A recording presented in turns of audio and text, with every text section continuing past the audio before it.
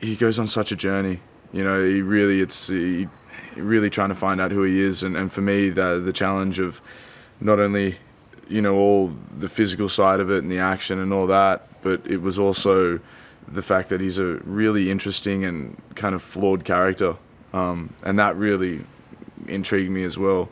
Something that I really wanted to try and portray well was his journey from kind of not knowing who he is to ultimately finding out himself and finding where he is and where he should belong. So for me, it was a kind of accumulation of those things. It was a good story arc, and basically it was Point Break in Johnny Utah, and I mean I couldn't say no to that.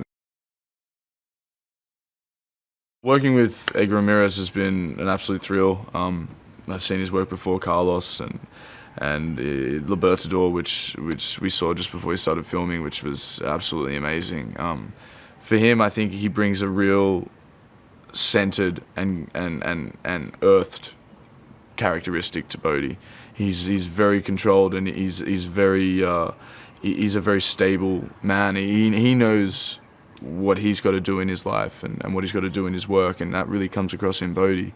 It's this idea of really having a centered way and a centered place and moving on from that. It's been a thrill to work with him. Audiences can expect, I think, a movie with not only thrills and spills and action and all that, but a film with some heart as well. A film with a bit of a message. You know, there's an idea that, you know, hopefully this is a bit of a Trojan horse of a film. You know, people go in expecting one thing and come out hopefully having a different idea on a few things. And for us as actors and I know Ericson as the director, we want this film to have a heart and have, you know, a bit of a message in terms of the idea of the world and your place in it, and also where you have to go with your life. So I think people will get more than they expected out of this film. It's a great ride, and it's wild and insane and thrills and all that. But there is a real heart to this film. For me, it was insane. You know, we've got cameos from people like Steve Aoki, and then you've got Jeb Corliss, the world's best wingsuiter. You've got Chris Sharma, the world's best rock climber. You've got Xavier Delarue, the world's best backcountry snowboarder.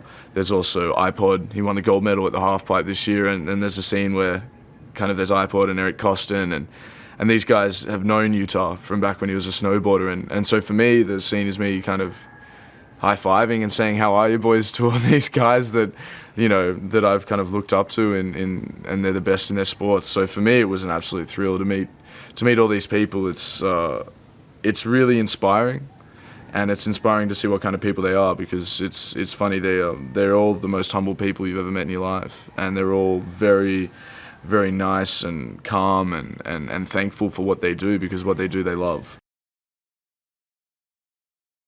He's got this rough exterior, but he's a real lovely guy, and he's funny as a circus, and he brings that kind of rogue element to Pappas that Pappas has. You know, there's a reason he's out in the sticks, and and I think Ray brings that idea of someone who's lived hard and partied even harder. And yeah, I've learned a lot from Ray as well in terms of how to make a movie and how to stay fresh through the entire thing. And Ray loves making movies more than anyone I've ever met, and he's made a lot of them, and that's really inspiring as well, to know that at the end of the day it's a lot of fun, and you should enjoy the experience. Every time John Travolta is in the bathroom in Pulp Fiction, something bad happens. For this and more movie facts, click on more videos, or click playlist for more trailers.